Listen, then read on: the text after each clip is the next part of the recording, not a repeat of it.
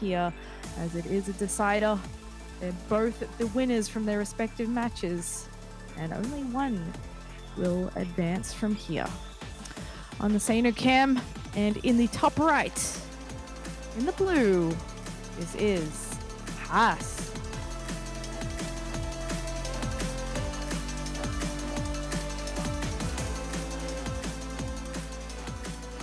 And over on the other side of the map, we do have a man who's been getting a lot of seconds and thirds. Let's see if he's fed up enough to take a win here. It is the Red Zerg Rex.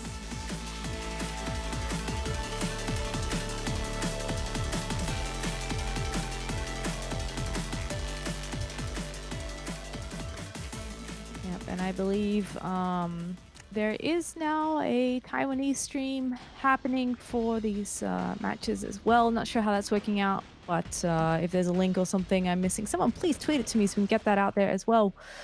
But very keen to see how this match is going to pan out. Pretty normal opening from Rex here. I somewhat wonder if he has any reputation to be a little bit cheesy or a little bit aggressive, as we've seen some Zergs do, you know, maybe a big amount of Lings or some Roach Ravager a little bit early in the game, but time will tell. Exactly right. As for Haz, it is just the gate into Expo. So he's looking to at least get that second base bumping before he's thinking about going for anything crazy. No buildings out on the map or anything like that, and very quickly into the third hatch for Rex. So you take the nameplates off these players. You know, I wouldn't be telling you that this is going to be a crazy game, and I would probably be saying that Haz is probably not in it. Yeah. Nothing else happening on the map yet. There's always time to proxy unit building rather, but however, as I say that, there is a Stargate being popped down in the main there, and folks will also mention that the B stream is once again happening on ESL_SC2B, and that is going to be Naxin vs Yoga.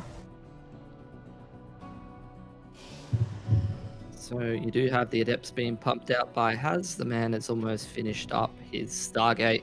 So looking to put some economic pressure on the Zerg as he tries to drone up and get comfortable on those three bases. Just has the Adept back at home, I think, looking for those couple of Lings that are trying to make their way in towards the base, maybe try to get some scouting, put a pressure on one of these probes, and it's actually going to be Phoenix first for Haz rather than the Oracle. And I think that Ling's actually going to make it in and see the Stargate. So nicely done. He's going to be able to see its Phoenix as well, rather than the Oracle coming straight out across the map. And immediately after that Ling's cleaned up, Twilight has been dropped. Yeah, this poor Overlord going to get cleaned up real quick here. We'll see a couple extra gates come down. This is a really strange wall at the front of the base. But yeah, gets himself a little bit of intel there, and doesn't quite get in deep enough to discover that there is going to be a Twilight Council follow-up to this. So that's something to keep tabs on for Rex. He has not got another Overlord nearby to come in, so he's a bit limited in what other information he can get at the moment, which is important because of the follow-up here from Haas. So we are going to see that Adept pressure. Maybe not the printer just yet, as you don't have the robo. So we haven't got that printer technology, but we do have plenty of paper as he moves into that third base. Rex going for that Roach Warren. He's still pumping out Lings just incrementally as he drones up, gets that work account going nice and strong. So we'll see. I don't think this is a hard commitment to the Adepts or anything like that. Has probably just looking to apply some pressure and pick off some workers. So it's up to Rex to be able to preemptively make the units that he needs to push that aggression away, get some roaches rolling around, and make sure that he deals with that one nicely as he moves up to his lair tech. Has going to start going for some upgrades as well. Yeah, the interesting thing about this build is that without the robo, you are forced to run across the map. There's opportunities to get picked off that way. There's also opportunities for the Zerg to backstab you, and we see that a little bit here with Rex. He's not going to be able to do too much as there are a couple of depths for defense, but he does need units, and he's actually still making drones right now as all these adepts come in, and this is actually disastrous. He's going to do so much damage to this Zerg economy. He really doesn't have enough to defend with. Yeah, this is a lot of drones going down, unfortunately, for Rex. Just 5 so far, but there's not really enough fighting force to be able to deal with these adepts that efficiently. You do see a couple of queens, but these adepts not dying quickly enough, and now you see them start to shade into a different position. They don't choose to take that shade, and they're going to stay in towards the natural, and that was a great decision there, as there was roaches in the main to be able to deal with those adepts. So he's getting a lot of value here. This is getting pretty ridiculous. Upwards of 10 drone kills at this point. Continuing to shade around, continuing to apply pressure, and this has gone fantastically for Haz. He's got himself that worker lead. He's moving the probes in towards to saturate that third base, and it just never really lets up, does it? That's exactly right. He's just doing more and more damage. There's enough units here now to whereby it shouldn't be able to do any more. But I mean, look at the result of that. He's still kept those last few adepts alive. He's up at 57 probes, with those being made 3 at a time. So his economy is basically perfect. And poor Rex is stuck at 36 drones. He's actually going to go for a Nidus. And I like this idea. You know, he is quite behind. And trying to play a regular macro game from here on out isn't going to work. He's going to have to try and be a bit aggressive. Of course, House is aware that this is usually the follow-up option if you do a bunch of damage. So he's going to start pumping out the double robo here, and that'll give him a lot of defensive capability. But perhaps the Nidus Worm can help Rex get a better position, nullify the defender's advantage. He's got to get something going for himself here. Yeah, he isn't really evening up that worker count at this point. He's just got 35 workers and he's pumping nothing but units. So it's very clear to me that Rex is looking to go and try to even up the worker count by being aggressive, try to get back into this game by going on the offensive. And we'll see if Haz has what he needs to be able to defend this. So far, not bad force fields, falling back behind the cover of these buildings and looking to potentially unpower those robos if he keeps chipping away at these pylons. But I don't know if Rex has enough here to really break through just yet. And we're going to see 2 more Immortals about to pop out. Well, I mean, that said, we've got the Queens on the front lines to transfuse. The Immortals actually pop out right in the midst of the fray, and he manages to straight away snipe out one. He's not actually using that Warp Prism to, yeah, there we go, to start juggling those Immortals a little bit. The Queens here starting to get targeted down by this Protoss army, and Rex's forces are dwindling. A few more Lings stream in here, and they might be able to get a unit or 2, but with Zealots coming in from behind as well, it's starting to look pretty good for House here. He's looking pretty strong, and that is too much for Rex to handle. A fantastic and very smooth game from Haas there, and he will take the 1-0 lead. Yeah, it looked like Rex was almost about to tip things over, but I just had a feeling for Haz. You know, he had that overcharge. I've also seen him be so good with that Warp Prism Immortal micro when he's on the offensive. I can only assume that that works both ways, you know, when you're defending some of those attacks. As long as he's got a couple of Immortals up, as long as he's got that Warp Prism and he's continuing to warp in and he maintains that economy, and just sort of filters that push and denies the concave behind the buildings and the little maze that he's made next to the base there. I think he was going to be totally fine. He's been able to hold on long enough to defend that. So nicely done.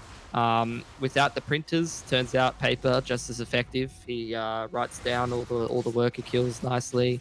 And you do see from that point, he's been able to go on the defensive and get just enough mortars in time to defend that big Ravager push. Yeah, this is just a really textbook Protoss game here. You know, you do a little bit of harassment, you come in with the Adepts, try and get as many drone kills as you can. In this case, he gets a lot. And then you go straight into that robo. You want that defense for this exact scenario where the Zerg goes, uh-oh, I lost a lot there. I need to do some counter damage or straight up win the game. And so you get stuck on the defensive. You need to make sure you have those units that can take out roaches, and in this case as well, take out the Queens. And yeah, with the warp prism, like you mentioned, you can micro that all day. You see some Protossers pull out some extreme wins, going Super Saiyan on that warp prism micro when things are a little bit more dire. But felt like Rex just really didn't have a chance in that one, unfortunately.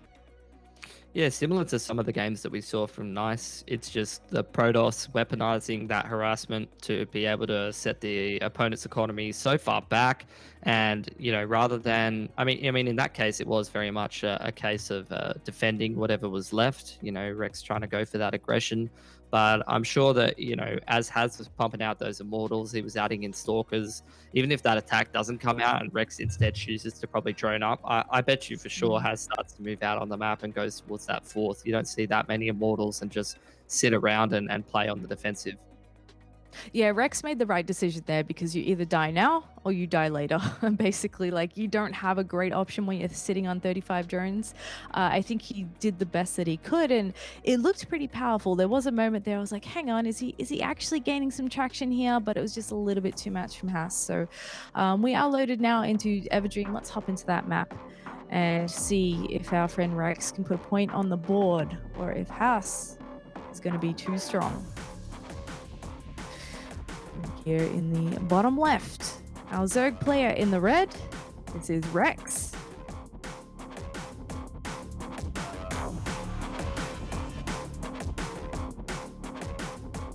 And over in the top right, we do have the man that is up 1-0 in this series, feeling pretty comfortable. It's the blue Protoss Has.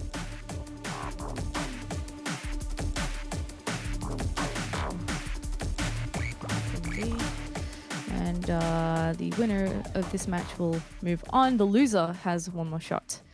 And we'll be playing against the winner of Yoga versus Naxon. I think I actually misspoke earlier and said Yoga was already out. He is not. He's still alive and kicking, so forgive me for that. But yeah, so those guys going on the B stream will decide who survives to fight the final match to qualify to get out of this group and head into the playoffs, which should be another interesting one. You see just the one gate into expand, hatch first again from Rex, which has been probe scouted pretty early on. Not early enough to block the hatch, but just early enough to confirm when those lings will be making their way out. So both players feeling pretty comfortable at the moment. You are going to see the probe move over towards the third and probably block it for a little bit, but past that, I don't really think too much pressure is going to be put on by either player early on. Yeah. I feel like I should be taking bets every game on whether we see A Stargate or B Adepts, because that's kind of all we've seen. Have we seen much variation from that? I think Bliss gave us Storm Drops one match, and that might be the most different build we've seen. Versus Zerg. I mean, Yeah. yeah, I'm from the sort of era of just you always go robo and you go try and do something with an immortal push. And this is definitely a very different look than I'm used to from a couple of years ago. But this is a little bit more normal, like chrono boosting out a stalker and pushing the overlord away, and then following it up with a robo. This might be something a little bit more aggressive from Hads. Or maybe it's going to be a little bit of a hark back to like a 3-gate robo, and then you try and expand pretty early. But I just feel like nowadays you either go Adepts or you go Stargate, and that's just a better version of that robo build into the expansion. Well, a robo build is still alive and well. I guess we just haven't seen it too much in this region. And I guess you and Haas are on the same wavelength here, because you're like, what about robo? And Haas is like, what about robo? Hell yeah, let's get into that. So Rex is going to come in here, and the Stalker's actually not blocking, but his friend comes up and saves the day there, can micro and take all of these out. So no better scout there for Rex. Second Overlord is heading towards the main base. It is going to get spotted by that little observer. So if Haas is feeling brave, he can actually send out one Stalker to poke that down. Because all the information Rex has so far is that, hey, it's a few Stalkers here instead of an early Adept. There's got to be something different coming my way. Of course, we see in the production tab, there is that Warp Prism coming out. Yeah, exactly right. So I think this is just going to be like Prism and a couple of stalkers out on the map to kill overlords and just push any early creep tumors back while Haz gets comfortable back in the base, which is an interesting approach because it's a different look. I don't think that it's necessarily better than like going for those adepts or going for that oracle in terms of harassment value. However, there is that potential for a follow up if instead of going for a third base, you do just want to add a whole bunch of gateways and you've already got the tools to be able to go for a quick push in terms of the Immortal. He's actually going to drop a Colossus then with Thor the third and add a gateway. So I'm keen to see what he's going to go for, whether he's going to go for some earlier disruptors or something along those lines. And he's adding more and more gates. Yeah, a bit of a slower ramp up for this game, and this is really great for House being able to pick off the creep tumors here. Lings are going to put an end to that. But one important thing for Zerg is being able to put that creep out there, and we see Rex is actually being quite diligent about it, because if the further you push out the creep, the further they have to keep that warp prism to do their warp ins. Otherwise, they risk getting it targeted down by queens and such when they're actually coming out onto the map, and obviously it's a little bit easier to surround. But look at what a great job he's doing with just these 4 stalkers. And over towards the main base of Haz, like he's literally added. It's a full scout from Rex. He floats in an Overlord, and Haz has literally added even more gates right in front of him. Like this has been fully scouted by Rex. Is just this number of gates. You do see the disruptors starting to be chrono boosted out, so it's very clear that Haz is coming for Rex, and Rex should know everything here. He should know everything about this. He should be well and truly ready for it. Can he hold Well, it though? in fact, Rex is coming for him. He's not going to wait for it. He's had a Ling at that third base, so we can see, okay, you haven't expanded. Something's fishy. And he's decided to be the one to advance instead. So he's coming up to this front door, starting to nibble down tech structures. He's got the vials going down on that pylon as well. Now, the Disruptor is an awesome defensive tool in this as well. Nice. Force field actually gets all those Lings stuck. The core will fall, so he's going to be stuck with making... less stalkers and whatnot on that defense. But Rex, he comes in, he goes, yeah, not quite going to break that at the moment. He seems to have pulled back, and we'll see what his plan is from here. He's still making units, but it looks like he's starting to get a little bit more tech in mind as well, with the extra gas and the Evo coming down as well. Yeah, as soon as he saw those disruptors, I think he pumped like a wave of 9 or 10 drones. He was sitting like around 40 something drones just below Haz's work account. So he did pump a round of drones, going to saturate up that third a little bit more. And now Mr. Haz does start to move out of his base. You do see the Ling attempted run by, not quite picking the right timing, unfortunately. Running into the entire army and losing about half of those things is unfortunate. Yeah, it looks like Haz probably wants to do a bit of a poke soon. He's just going to wait for that cyber core, which I think just finished up, so that he can go back to making, stalkers, sentries and whatnot to add to that army. I think he's got enough sentry energy actually to work with for the moment. So yeah, nice little backstab there from Rex again, hoping he can get in the door. But he could come from behind here and try and swoop in. And nice tries to get the disruptor shot there. Rex does dodge it at the cost of a few Lings, but Lings are actually pretty nice against disruptors. However, this is a very big and powerful push. Does Rex have enough to defend against this? Yeah, I'm waiting for the disruptor shots. A couple of them are flying out. This is just the classic PvZ battle of zoning. Oh, no. The disruptor gets sniped right at the last second, but the second one actually connects. That's massive for Haz. He's really starting to chip away at this army. He's still got the Immortals and the Disruptors nice and safe. He's continuing these warp-ins. He's actually got a couple of Stalkers been sitting in that warp prison for quite a while, and he hasn't unloaded it. So I'm wondering if he just thinks that he doesn't have 3 extra Stalkers in his army, interestingly enough. But a couple more Disruptors started to come out across the map. Yeah, he'll notice when he goes to micro his units with the warp prism. He goes, hang on, why is that so full? The moment he's playing a really patient game, just biding his time, waiting for those disruptor shots before he forces the issue here. A good chunk of Ravages for Rex. He's got a split. Oh, another really nice hit there on the left. And that's going to be so difficult to contend with. Oh my goodness. The carnage is unreal. And Haas suddenly looks amazing in this game. He's going to keep pushing forward. The army supply is almost half of that of Haas. And this is an extremely strong push. Yeah, he's just moving in with the disruptors, continuing to throw out the orbs, and Rex, he really just doesn't have an option. He's continually getting zoned out of this fight. Every time he moves in with the Ravagers, moves in with the Roaches, he's getting a huge amount of them picked off. A whole bunch of Lings come a little bit late to the party on the flank, and that's going to be it